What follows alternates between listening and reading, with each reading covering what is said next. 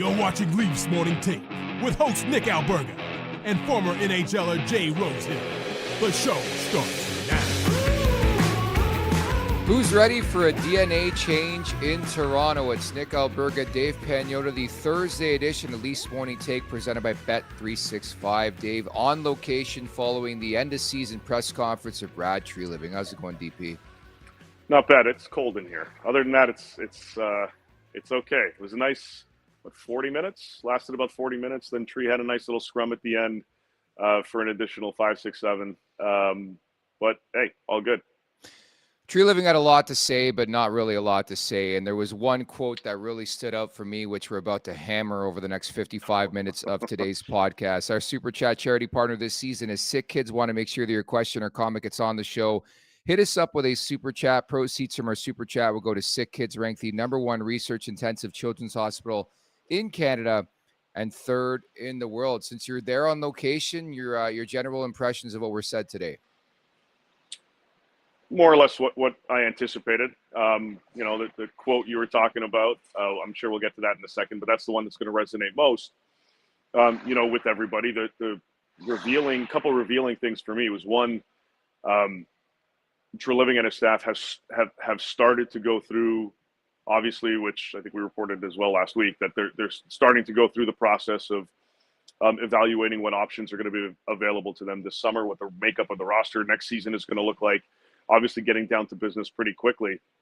But the other thing was that they haven't really gotten any further along with respect to both Tavares and Mitch Marner contract discussion-wise, I should say. So obviously that's going to pick up. And Tree did say that Matthew Knies is a player they'd like to get done as soon as possible. Then he joked, obviously, term and money are two factors in it. But that was a little bit different in him acknowledging that they wanted to get Knies done right away versus, well, we're still going through the process of Tavares and Marner and other free agents. So some little nuggets here and there, some tidbits here and there, some takeaways. But overall, disappointment in the season, like some of the change, like the progression, like the fact that, they went from a first-round exit to a second-round exit. Obviously, there's been progress, but obviously there's also still work that needs to be done. Without question, the major takeaway was sort of the quotes on Mitch Marner and John Tavares, very non-committal. But the key quote for me, as I referenced off the top, when you keep getting the same result, that's some DNA that needs to change. And again, very non-committal on Mitch Marner and John Tavares. You don't have to be a rocket scientist to know where that comment came from, where it was going. To me, not to read too much into stuff, you never know in this market, but it tells me Mitch Marner's not coming back. How did you interpret it? Pretty much the same. We've talked about it, tweeted about it, wrote about it, all that stuff. That every sign and every indication that I've been given, anyway, is that Mitch is going to free agency. He hasn't closed the door on the Leafs, but he's going to go see what his options are. And I think the Leafs just want definitive clarity on that. If that's the case, they need to prepare significantly and realistically what the additional options are going to be. And that's what Tree also talked about today, whether it's from trades, whether it's free agency. You're not just going to pluck another 100-point player out of thin air. You've got to figure out exactly how you're going to replace that productivity and how you're going to add other elements of whoever you bring in that can alter the DNA of this club, as he said and alluded to.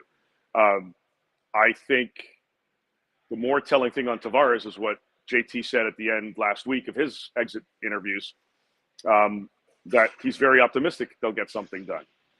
Now, does that mean it's 2 years at $6 million each? Is it $5 million? Is it 3 years? And if you add a little extra term, do you drop the overall value down to give them a little bit more flexibility moving forward cap-wise? Like there are some options that need to be figured out.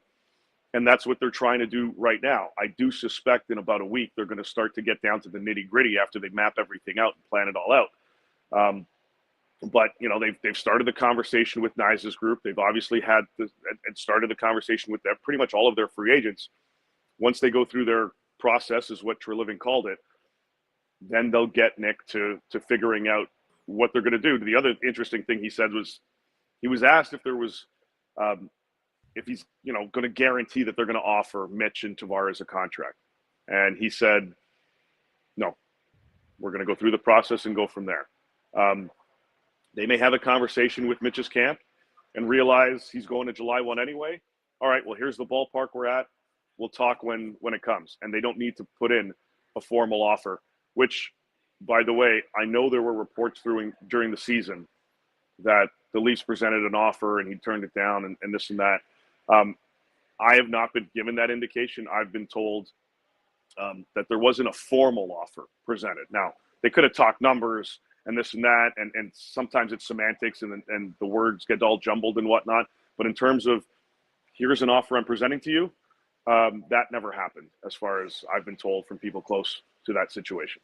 Yeah, the PR battle has been intriguing to watch all season long, and I thought a thing that stood out for me too was Treliving saying like there's two sides of things. Like Mitch would have to want to come back too, and I thought that was a really good question by Chris Johnson, talking about the fact that Mitch not once this season has come out and said he wants to return to Toronto, which I think is a big factor in this situation. But how many times did he reference critical moments in that press conference? Like, it was unique in the fact that it almost felt like Treliving understood.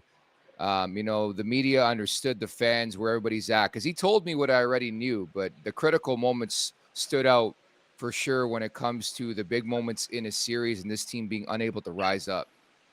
Yeah, and he said, for him, it wasn't necessarily the disappointment of Game 5 or the disappointment of Game 7. The biggest kick in the ass for him was what happened in Game 3. They were there, they had it, and it kind of fell apart. And I appreciate that, because everyone's pinpointing they sucked in Game 5 and they were crap in Game 7 towards the end and this and that. This could have been 3-0 in the series, and we could be having a whole different discussion right now. But obviously we're at where we're at, so we'll see kind of where things kind of evolve this season in terms of the planning and how they avoid getting knocked out in those critical moments, how they improve those types of situations. Obviously, we'll have to wait and see, but that's what they're doing now. It's evaluating the process. Chief's going to have a say in the type of people they need. They talked about defense, how he likes the makeup of the defense. We'll obviously, again, see where things go. Will the entire decor be back? Will there be changes in the bottom six? We'll get answers soon enough, but there's a lot of questions around this team. But the biggest takeaway in terms of that is his belief and his stance that they made significant improvements this season, which I agree with. And to that point, he doubled down on Craig Berube, talked about how like direct is the way they need to go. And all I wondered watching that press conference, how reactionary losing to Florida they were going to be moving forward. Like, that's my wonder on July 1. Are they going to try to, entice more Florida Panthers to join the fold after last summer, and guys they brought in like Lorentz and OEL and Stolars, and the list goes on and on. Like what's next is my biggest question. And I think you always have to be careful of the copycat league because things are always evolving. But I wanted to bring the conversation to last night. The Florida Panthers off to a third consecutive Stanley Cup final. What a buzzsaw, man. Yeah, I mean, Luostarinen gets knocked out. They claw back their way into that one. They were down 2-0, and all of a sudden, bang, bang, bang, tie game in 30 seconds. They just have so many different pieces that can bite you in the ass. And for them, ever since they added Brad Marchand to the mix, they had 3 lines that can do damage. And in this past series against Carolina, it was that third line that kind of dominated. Marchand, Anton Lundell, and Luostarinen. Like, they were fantastic throughout the entirety of that series. And it started to pick up a little bit with them against the Leafs in round 2. So to be able to have a third line that you can deploy, that can kick some ass, that can throw the body around, that can play strong defensively, and that can score, it alleviates so much other pressure, and it really screws up the other team's defensive abilities, because now it's like, well, we need to put emphasis on 9 guys now instead of 6. It changes the dynamic of the defensive approach as well. They're so deep, they're heavy. They got big key guys that can play in key moments. Matthew Tkachuk is banged up to shit. Like, when his injury comes out, everyone's going to go, how the hell is this guy even playing right now? But those are the type of playoff performers that you want.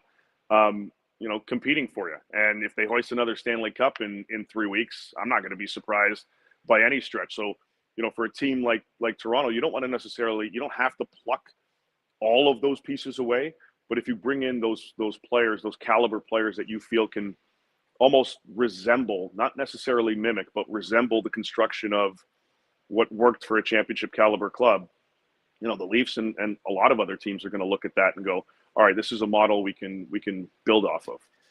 I hate learning lessons, but you're so right. There's a lot that Maple Leafs can learn from the DNA of the Florida Panthers. And watching that game last night, I just, again, they're relentless, but they're also a team that when the going gets tough, that's when they play their best. You're down 2-0 in that game to Carolina.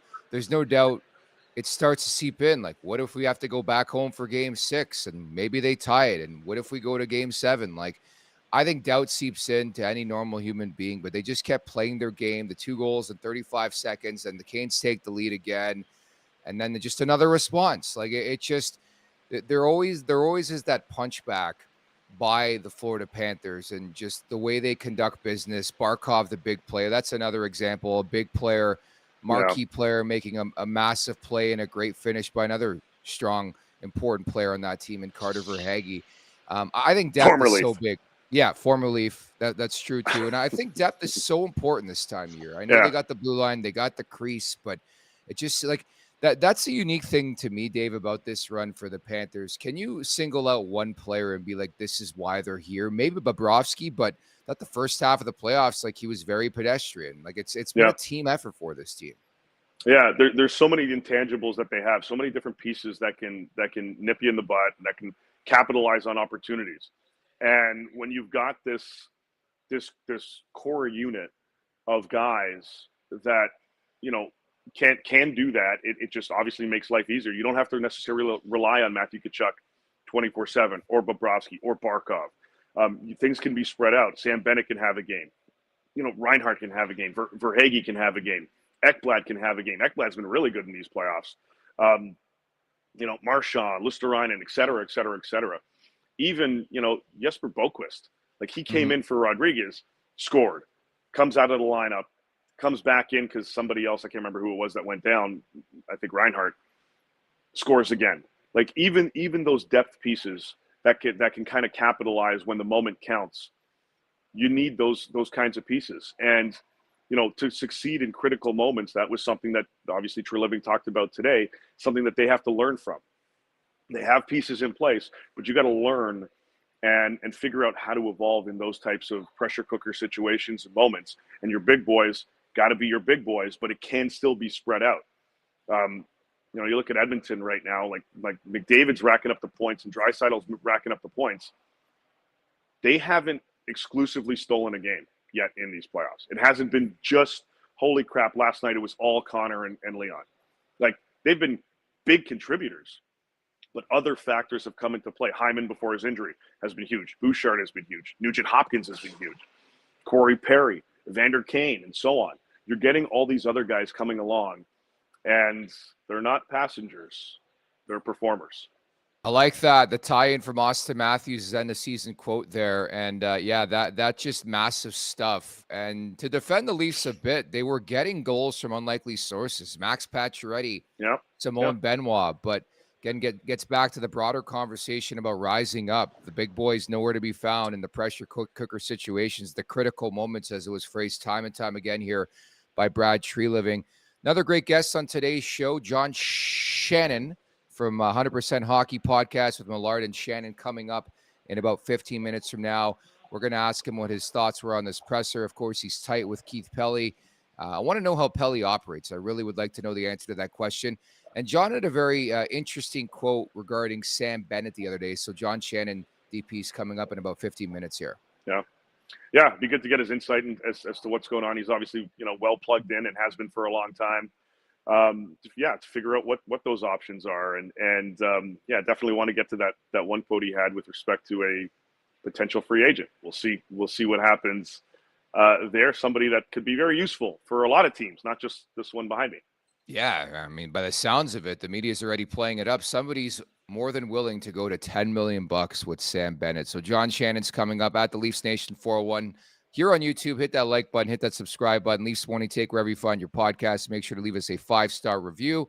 And don't forget to visit theleafsnation.com. So getting back to the main focus of today's podcast, Brad Treliving addressing the media.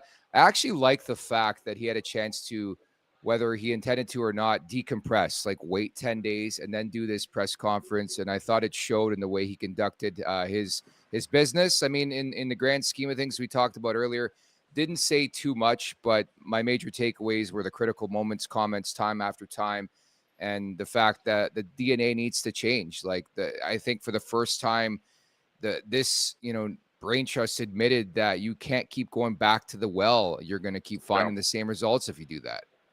Yeah, well, yeah, absolutely. And I'm curious as to exactly how those changes are going to look like. Is it just going to be, okay, Mitch is gone, so we've replaced a couple pieces and that we've changed our DNA? Or is it, okay, well, yeah, Mitch is gone, but we're also making additional changes. Calle Yarncrook and David Kampf's name are already out there. Morgan Riley. We're going to hear more Morgan Riley talk over the summer, Nick. I'm pretty sure of it. Whether it evolves into anything in terms of finality, we got to wait and see. He's got a full no movement clause. He's going to have a full say in where he ends up if they do move him, if he is willing to go anywhere. But that's going to be an interesting component. Does that fit under the DNA reconstructuring for Toronto? I mean, it's still early, and this is one of the things. So one of the elements is, Brad Treliving had mentioned, was just having an opportunity to decompress after a loss like that, breathe a little bit, and get back to, clarity. He talked about emotions, and everyone was emotional after, the loss, and after he did all his player exit meetings and things like that. That's great, but at the same time, you still want to kind of regroup after a certain stretch, and that includes management. You don't want to be reactionary. That's one of the worst things you could, really do. So, especially when you've got a team like Toronto where the bar is set so high, you've got to just kind of just take a step back and regroup. I know everybody wants answers yesterday, but tough shit. You got to wait a little bit. And for them, that's the right approach. That's the right approach to take. So we'll see kind of, where this goes. And that's why he was also, as my point was getting to, that's why he was also, a little bit apologetic in some of his response. He said a number of times, because I'm not deflecting. I'm not, trying to avoid the question or give you some, cliche type answer. Just, we don't know yet because we're still figuring everything out. I think we're about a week away from them actually understanding exactly what their full options and what the scope of everything is going to be. And, again, everybody watching this right now, like, you all want answers now. I get it. I'd like to know a little bit more. Makes my job easier. Makes Nick's job easier. Everybody. But, we just kind of got to wait it out. I think they are going to be aggressive. I think they're going to be interesting to watch and to follow going into draft and going into July 1.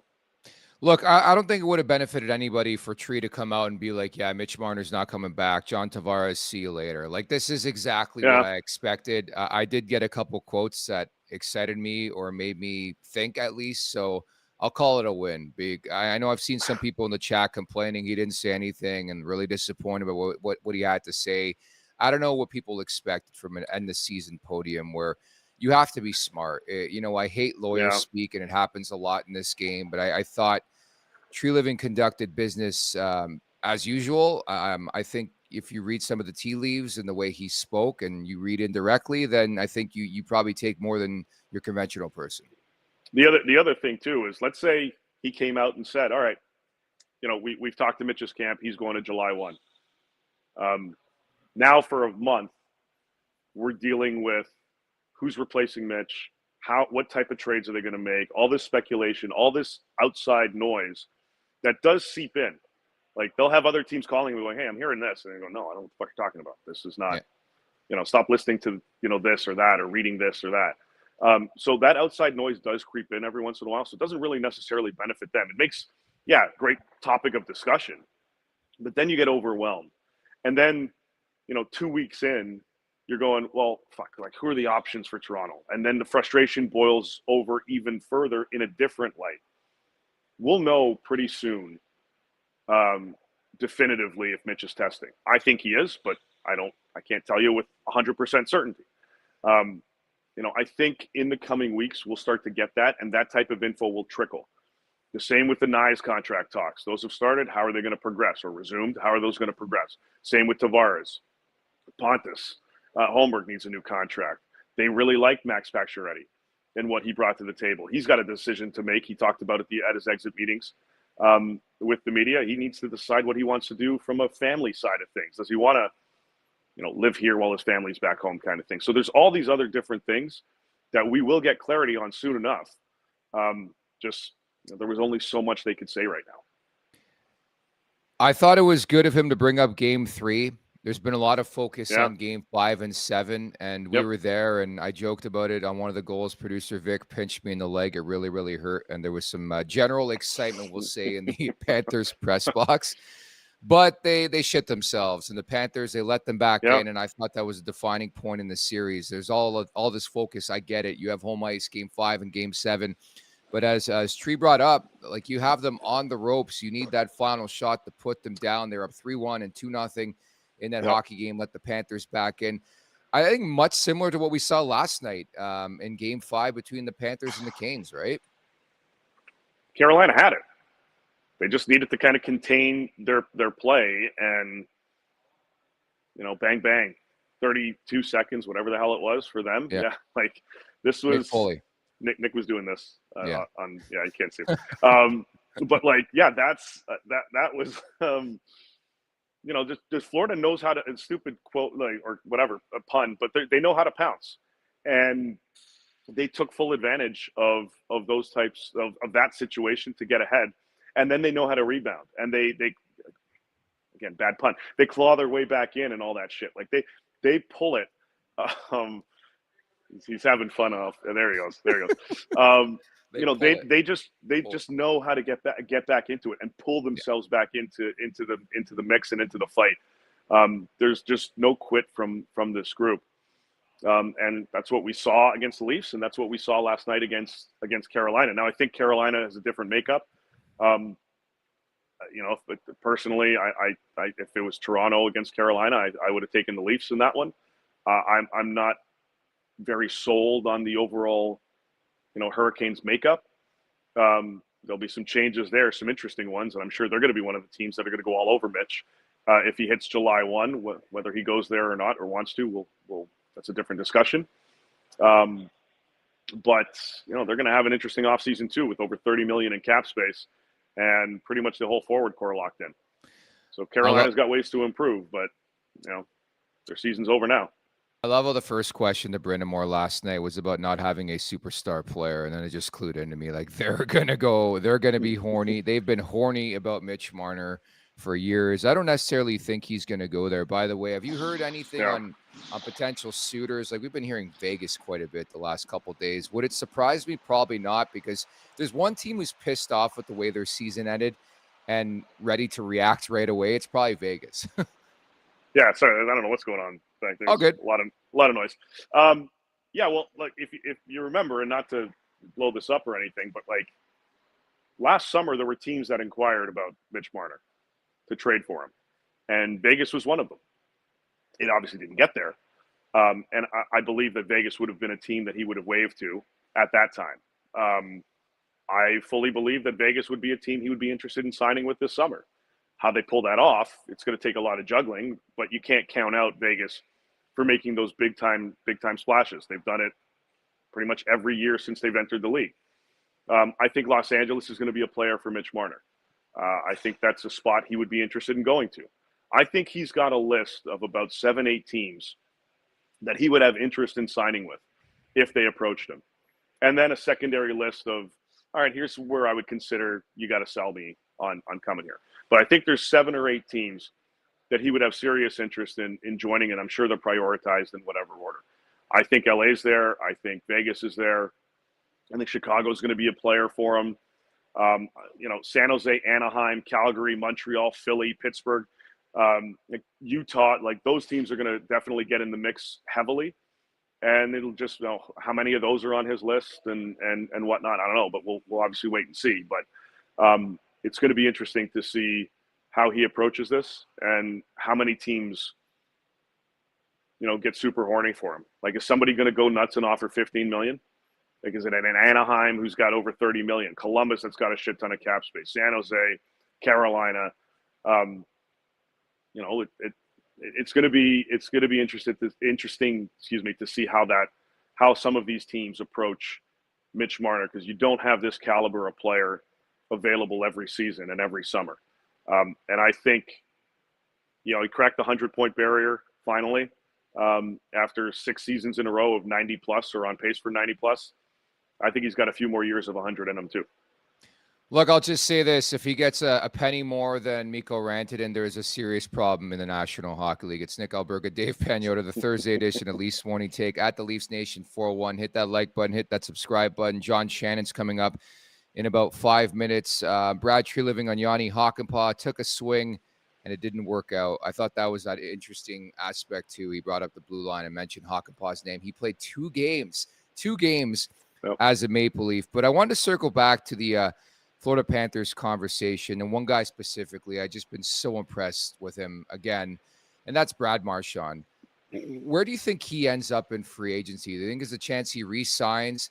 Is Toronto a realistic option for Brad Marchand, in your opinion? If he gets to July 1, Toronto should 100% pursue him. I think he's staying in Florida. I think he's gelled very well there in a pretty short order. I think another guy on that team sticking around too. But how are they keeping all these guys? Where's this money coming from, Dave? They have the cap space. They have the space. I think the guy on the blue line, I think Aaron Ekblad, who's also a pending free agent, I think he's more likely to hit July 1 than anything. They want him to sign for less than he's making now, which is 7.5 sheets a year. They've wanted less on that, and that's why he didn't sign last summer, and that's why he hasn't signed to this point. But I think their forward guys are going to stay. I think Brad Marchand is interested in it, and it's a good environment for him. And yes, the no state tax plays a bit of a factor here, but it's only played a factor because they're good. Nobody wanted to play for the Florida Panthers when they were shit. So it's a I don't like that argument. I don't like that, like this tax-free state situation. Do you have to fine or penalize the LA Kings because everybody lives in Hermosa Beach and Manhattan Beach and can walk around in that weather and climate and not be bothered? Like that's a competitive advantage. Here, Montreal, for example, everybody loves the atmosphere of Montreal and the history that's there. Should they be penalized because of that? And New York because it's the Big Apple, and so on and so on. Every different market has different advantages to it. Do they get to sign in for a little bit less? Okay, great. But if they're shit, no one wants to be there anyway. You're right. And if they win, they will come. That's plain and simple. I think regardless of where the market is or where the team's at. The following interview is brought to you by our good friends over at Greta Bar YYZ, the ultimate hangout spot in Toronto. Whether you're catching the big game, diving into some classic arcade action, or grabbing some unreal street food, Greta Bar's got you covered. Planning a team-building night or a corporate event, Greta Bar is the perfect place to bring the crew together for good vibes and great memories. For more info, head on over to gretabar.com. That's gretabar.com, 590 King Street West. Greta Bar. Let the games begin. As we bring in today's guest from 100% Hockey with Millard and Shannon, it's John Shannon. What's up, buddy? How are you? I'm good, boys. How are you? We're well. We're good. just recapping what transpired, what Brad Treliving had to say. What were some of your major takeaways from today? Brad's a good politician. No doubt about that. He can manage those situations very well. I think you got a real sense of how the last week has been concerning to him with everything that's gone on. I think you got a sense of how he felt about how the team lost in the series against Florida. I also get a sense that he understands exactly what's wrong with this hockey club, and he's going to take some time to use his staff and try to fix it, so that this team doesn't miss the playoffs next year. What do you think some of those? I mean, he mentioned the DNA change that's needed, but what are those DNA pieces that this team is lacking right now that puts them over the top? Well, Dave, I'll tell you what, I mean, I don't think it's a secret. I think they lack leadership. Yeah. I think they lack, I do a lot of work in Winnipeg. I do a lot of work in Edmonton. I don't see an Adam Lowry on this roster. Doesn't have to be the best player, but could be the best leader. And I think there's he uses the word DNA. I might use the word gravitas. I don't see any gravitas with this hockey club, and I don't think the fans see that. And so for the last 5 or 6 seasons where the result is the same, it tells you exactly what's gone on and how it's gone on. And now they've got to find a way to have some gravitas. I think they thought they got a little bit by hiring Craig Berube as the coach. They probably did, but Craig can't play anymore. And now they have to find players that have ability and leadership to make a difference. And it's funny hearing that quote. All I could think about, we need more dogs. We need more dogs. Like it's funny you bring that up because that's sort of the feel I got. And then very, very complimentary to the Florida Panthers, and I think understandably so. But I think they have to be a bit reactionary to what that Panthers team has a bit, John, and what the Leafs don't, right? Well, listen, the world of the Atlantic Division, the world of the Eastern Conference goes through Sunrise, Florida, until further notice.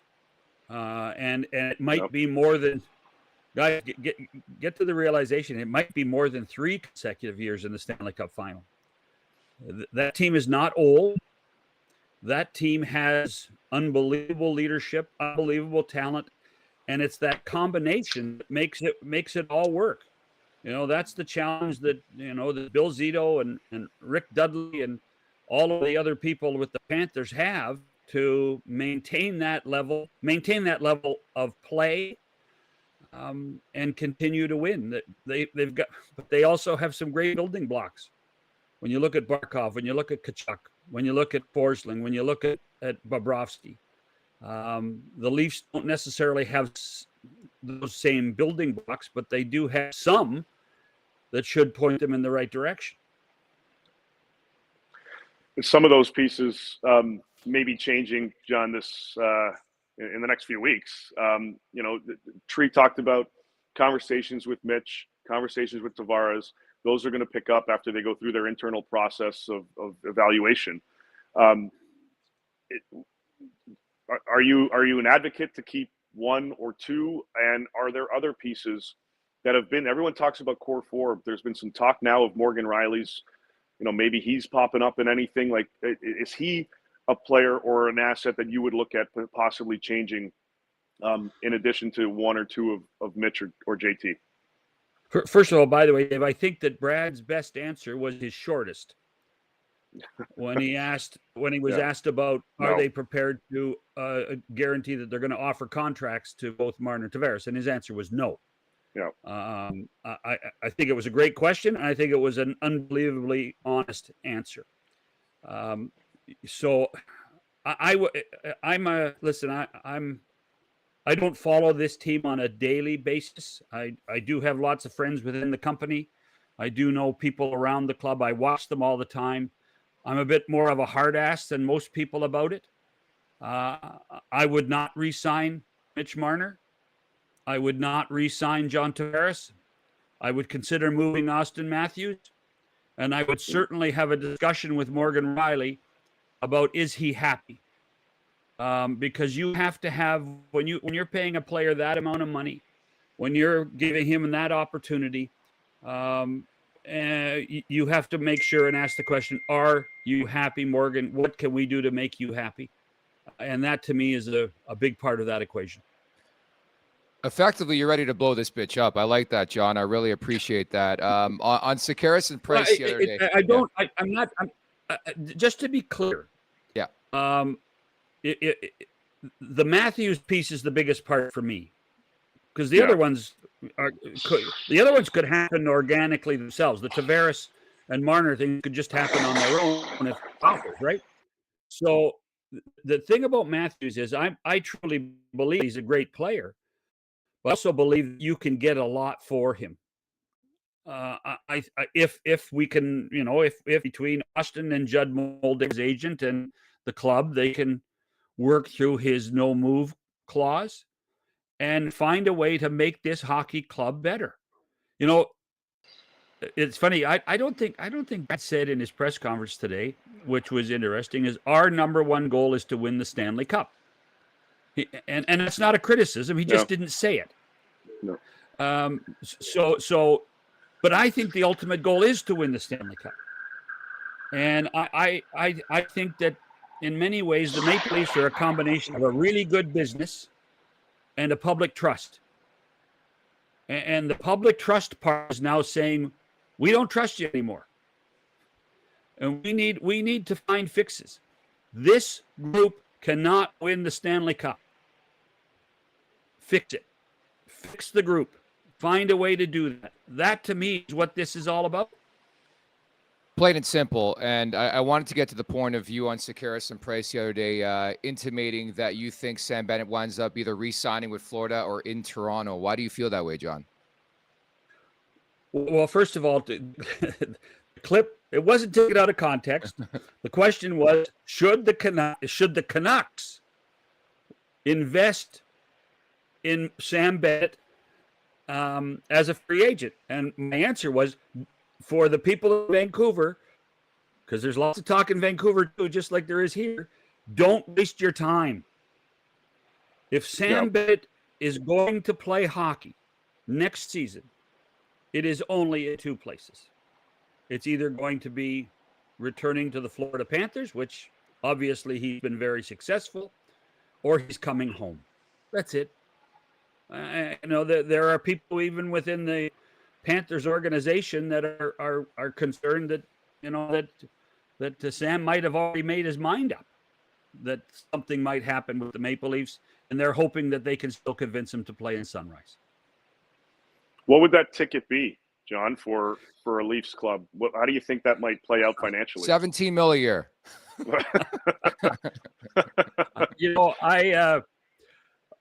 I don't know, Dave. I'm. You guys do a really good job on your website and when you're on radio on Sirius, talking about dollars. I'm not as much inclined to do that because I just don't know. Right. Would the Leafs have to overpay for him? Yeah, they would certainly have to overpay for him. But this is a guy you talk, Nick, you talk about the 17 number. He's coming off a deal for 4 years that only paid him $17 million. This guy has been grossly underpaid for a long time. Grossly underpaid for what his value is. So he has every right to try to get as big a ticket as he can. And the other part, and I know we said this about Morgan Riley, the other part of it at his age now, it is time to be happy. That's why John Tavares came here, was to be happy. Come home and be happy. It didn't work out with a championship, but John Tavares has loved his time for the 7 years in Toronto. And I do think that there are some Toronto-born players, some Southern Ontario natives that still have the dream of winning here. It is an amazing allure when you think about it. When you think about managers and coaches and players always being able to say, wow, wouldn't it be great to have the parade in Toronto? Could you imagine what we would be able to do? And that's, to me, that's the reality. What every one of these guys that has roots in this part of the world thinks about if they ever consider playing for the Maple Leafs. John, big question. Is there a guy in Dallas waking up today that's ever wondered that? He's the captain of the Edmonton Oilers. Ever wondered about that, you think? Answer. No, I don't. No, I don't. No. I see Connor re-signing in Edmonton. Yep. And I see him re-signing in Edmonton. David, I think you might have had this on Saturday morning. And I've thought this all along. When Leon signed, when Leon signed his contract, that was what's supposed to happen, was that Connor's going to sign too. They have an amazing thing going there. Yeah. They have a fantastic facility.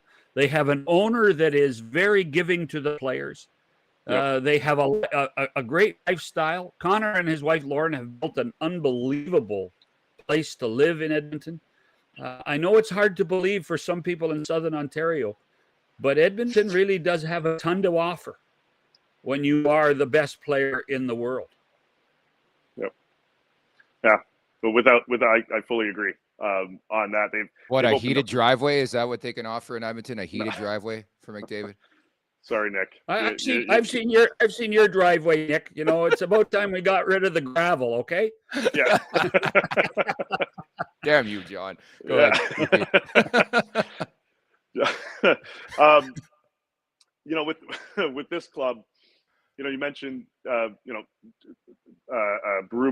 you know, that change and him instilling a new structure and system in place and just not being able to play on the ice, obviously. You talked about the intangible pieces, the leadership pieces, the Lowrys, and so on. Do you find, given the free agent pool being not overly deep, could you see the Leafs being in a position to be a little bit creative from a trade perspective and seeing what options may be available to them in that respect, as opposed to exclusively fishing in the free agent pool? Well, I think that when Brad talks about changing the DNA, I think that's got to be on the list. I think that's an important part of it. He does have some institutional knowledge in this league about what a great leader was. I did a lot of work around the Calgary Flames when Brad was there, and he took an active interest in teaching Matthew Tkachuk how to be a leader, how to do that. Matthew Tkachuk is what he is today. Some of that residue is what Brad Treliving taught him. I did a road trip with them, and I don't know if you remember, but Matt got suspended. Matt got a penalty for interfering with a Detroit Red Wing player going off the ice after being kicked out of the game by kicking his leg out. And we were in Montreal the following day, and Brad took him out of the lineup and said that's unacceptable. And there were discussions with Matthew. There were discussions with Keith, his father, about what it takes to be a leader and how to act as a professional. And Brad Treliving deserves a ton of credit for the man and the player that Matthew Tkachuk is. It didn't work out in Calgary. It didn't work in Calgary for both of them. But there's certainly some fingerprints of Brad Treliving on what type of man and player Matthew Tkachuk has become.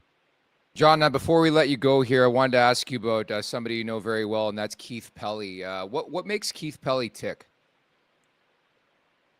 I've never seen anybody with more energy in my life than Keith Pelley. The stories of lore that nobody has worked later in the night at any place he's worked, and you go into his office at midnight and he's grabbing a nap because he wants to come back and go to work again quickly and within an hour. I think he's inquisitive. I think that Keith is inventive. He's been put in a very difficult job. He loves the challenges.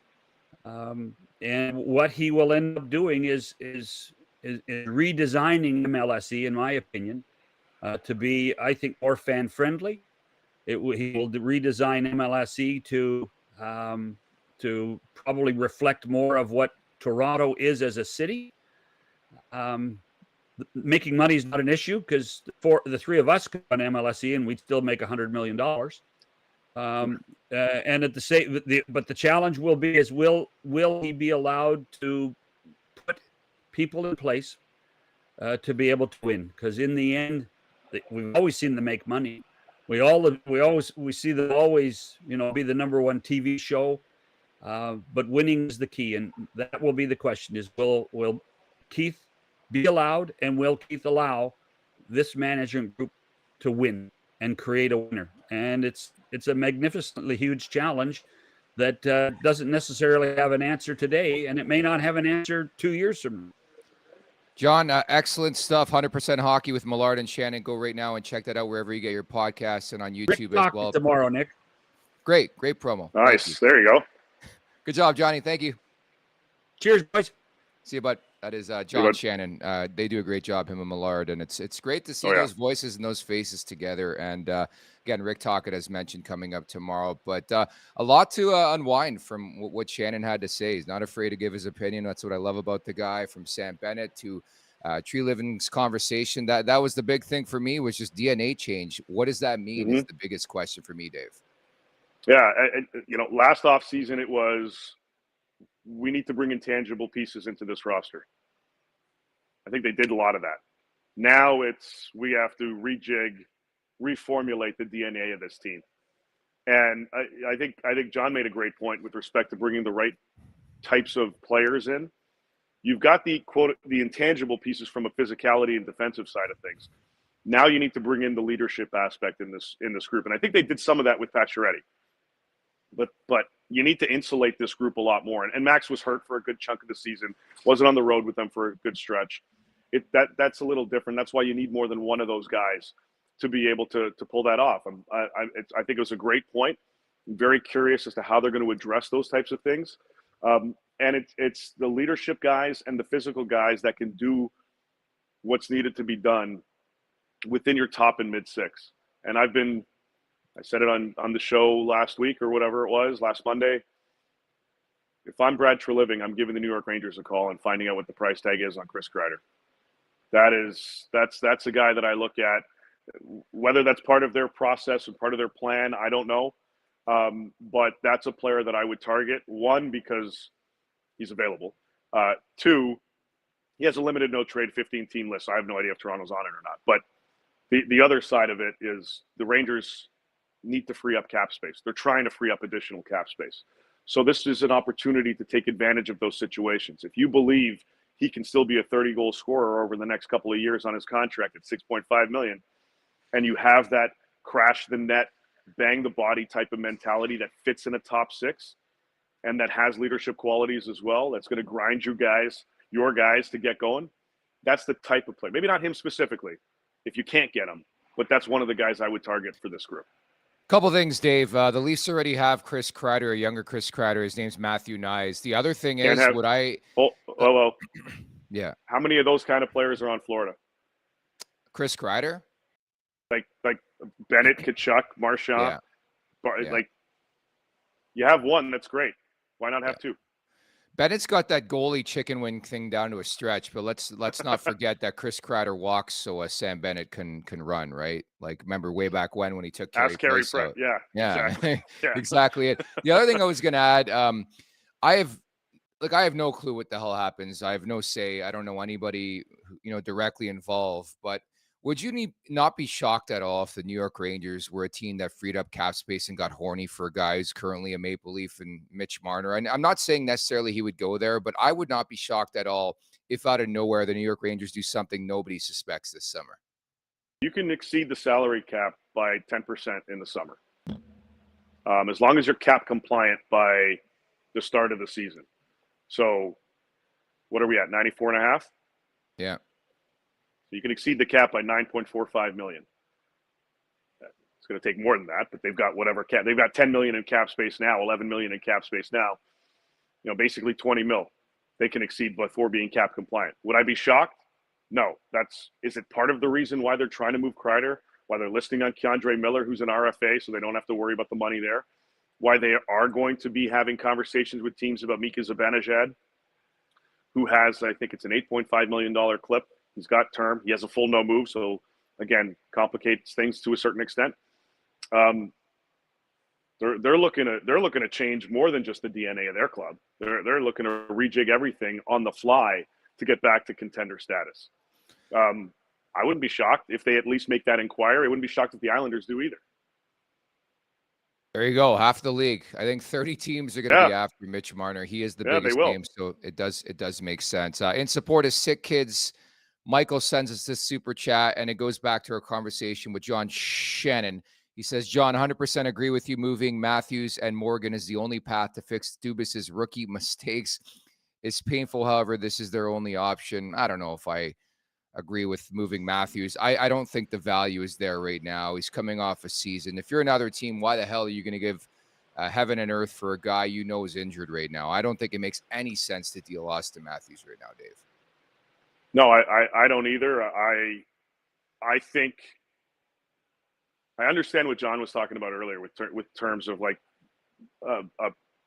taking advantage of an opportunity because you're going to get a shit ton for this guy. Yeah. Because of the injury, you might not get as much as you may want. And let's be realistic as well. Like everyone's crying to blow it up. Well, you really want to go through a 4 or 5 year rebuild? No, probably not. Yeah.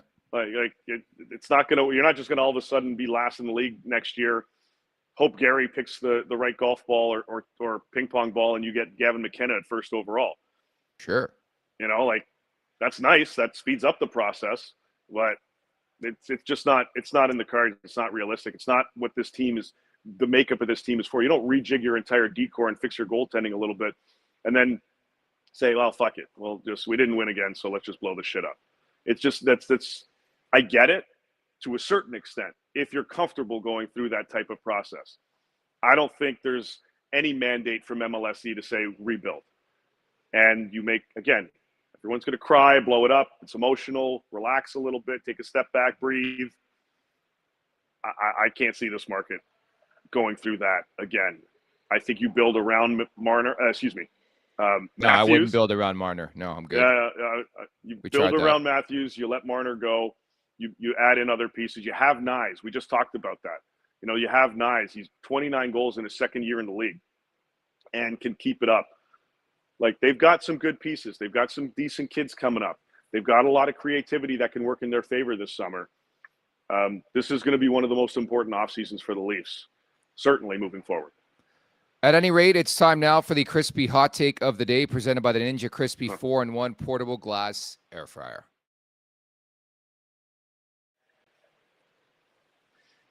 It is an all-in-one system that includes 4-quart, 6-cup Tupperware glass containers and 2 storage lids. The Ninja Crispy is thermal shock resistant and go from frozen to crispy in minutes. With the Crispy Power Pod, you get the power of a full-size air fryer in the palm of your hands. The 4-quart container fits 4 pounds of chicken or veggies. Cook a personal-sized meal in 7 minutes in the 6-cup container. Max Crisp, bake, air fry, and recrisp with the Ninja Crispy. You can prep, cook, and store anything from crispy favorites to one-dish meals. Visit their website in the link in the show description. And stay tuned for your chance to win a free Ninja Crispy. Ready for this hot take, Dave? Bring it. Let's see. From producer Vic, I always have to preface that before giving these takes because you just never know where these things are going to go. But producer Vic, according to him, the Leafs will eventually fill Brendan Shanahan's position as team president when they hire Doug Armstrong next summer. It's an interesting take. He's a great hockey mind. He's the architect behind St. Louis winning the cup. Played a big factor in them getting their asses in gear this season, obviously. He's handing the keys over to Alex Steen after next season. So the availability is there. Maybe. I mean, if that happens, that means we're having another rough conversation next offseason, by the way. I just want to preface this. If we're talking about that, then it's probably, Treason is going into his last year. They didn't make those strides. Oh, boy. I don't know. Hey, maybe that's your closer to bring in Connor McDavid. Knows him from Hockey Canada, right? So I'm not letting this go until McDavid signs in the dotted line. I'm not letting this go because this guy is everything. And if you have a chance to tamper through the media, which I continue to do because I am allowed to do so, I will do so. And until McDavid signs on that dotted line, that's why I actually want the Oilers to win the Stanley Cup this year. Because if they win, then there's not as much blowback when he's like, you know what, I want somewhere fresh and clean. Nick. And why do you think John defended Alberta? He's from Alberta, and John knows this. And again, I got nothing against Alberta. But if you're Connor McDavid, go ahead. I have spent way too much time in Edmonton since since the bubble. Yeah. So the last 5 years have been very Edmonton heavy for this guy. That being said, I would probably personally choose another environment, but based on I'm not Connor McDavid, different personality, and he's got a lot invested there, driveway included. So heated driveway, baby, in Edmonton. Yeah, you love that shit. No, I mean, look, they have businesses. The family has business. Anyway, long story short, you got to look it up. Go after. You know what?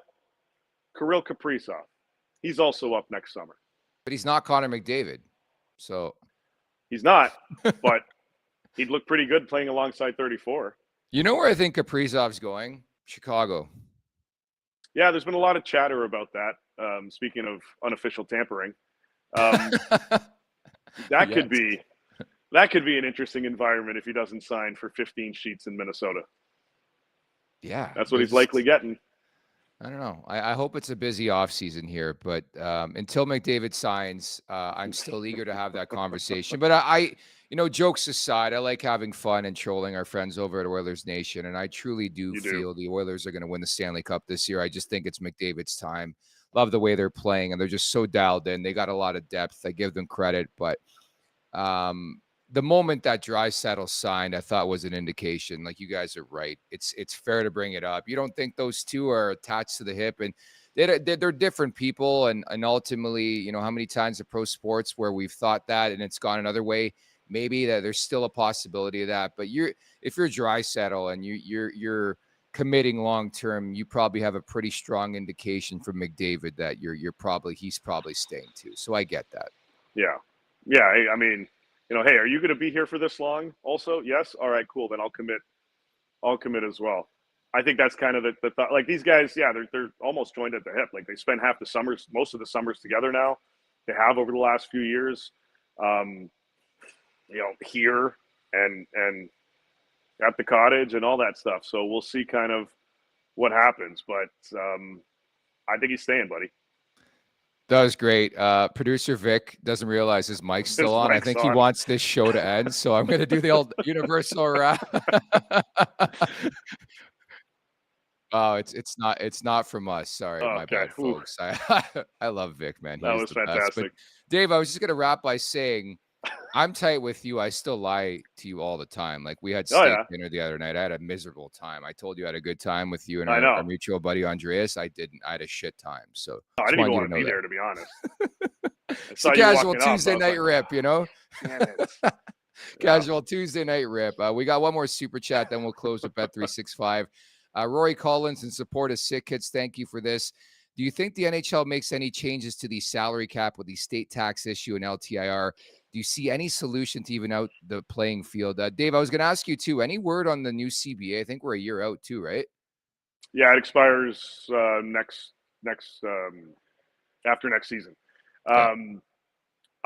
Progress, yes, there is progress. There has been progress in a new CBA. The goal, like, if perfect world, they announce something at the draft in terms of an extension, I think that might be a little optimistic right now.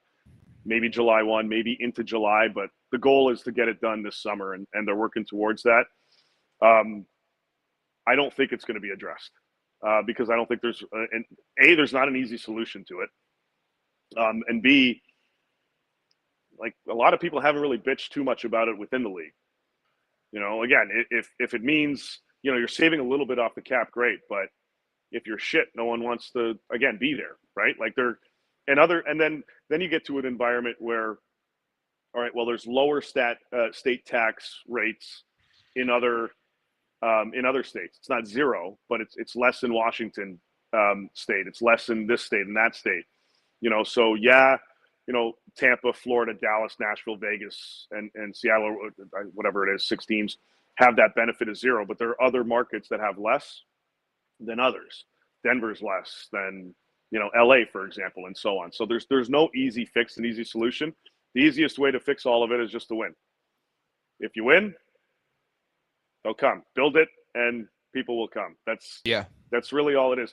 Like, I can tell you, when Toronto was going through their rebuild, I would talk to players, top tier NHL players. Would you want to come here? Not a fucking chance. Not until they got their shit together and they're making strides. Then I'd like to join them and be part of the potential success there. But to be in this market when it's bare bones and at its worst, not a freaking chance. You think it's critical now. Everybody forgets how critical it was back then. Johnny writes in, met David in Aurelia last week. Why the fuck were you in Aurelia? Super nice guy. Yes. Love listening to you guys. That's right. I do remember. The hell were you in Aurelia? I love Aurelia. Yeah. I hit a home run when I was a kid in Aurelia at a tournament. So always resonates for me. It was a big moment. Big moment. It was. Why the hell were you in Aurelia? Good time. Family stuff, buddy. You got to get the family stuff going. Love Aurelia. Shout out to our great listeners in Aurelia. And the last thing I would add on the conversation about tax, 3 of the 4 teams.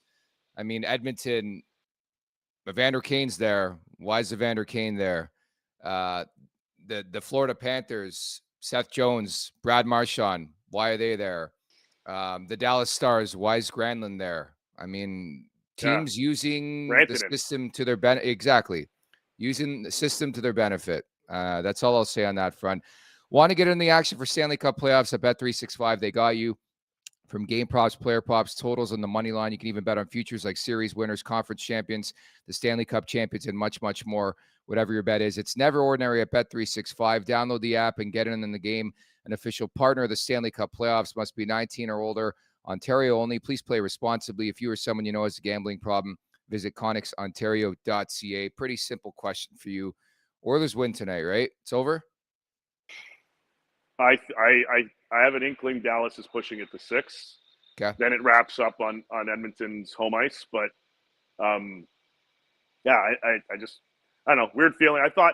I woke up this morning coming here going Edmonton's gonna wrap it up, but then I started thinking a little bit more, and for whatever reason it's changed. I think Dallas pulls it off tonight, and then it wraps up on Saturday. I think that series has been utter domination. In fact, I think it should have been a sweep, and I think a gentleman's sweep, would I be shocked at all? But yeah, now you're in my head, and Mikko Rantanen has done nothing in that series, and he's gone. He's due. Yeah, he's due. So maybe I play the Rantanen goal. Zach Phillips writes in the chat, Stars in 7. I don't see that. I think the Oilers are winning the Stanley Cup. I don't know if you have that feel. I think you think the Panthers are going to win, right? I do. Yeah. I had Dallas, Florida at the start of the playoffs. I had Dallas winning the cup at the start of the season. I think the Panthers pull it off. Now, if Zach's right, that's awesome for me because I'm doing the cup final. So it's a hell of a lot easier to travel from Dallas to Fort Lauderdale than it is Fort Lauderdale back to Edmonton, because that was a friggin' disaster last year. That was a pain in the ass for everybody. There's no directs. So you have to like rejig your whole plan and everything, and first world problems, but fuck whatever. Sorry to hear that, Dave. Well, excellent job today. We got to thank the staff on location there at the practice facility. Dude, your Wi-Fi is better when you're out of house than in-house. So appreciate that today, Dave. Yes. I doing what I can here from the Ford whatever center. The Ford Performance Center, but we can't endorse Ford. What do they do to us? What do they give to us, right? Maybe we'll get a couple new Explorers or Broncos or something out of this afterwards. I'm going to put a giant Leafs Morning Take sticker in if that happens. Massive. Decal. Okay.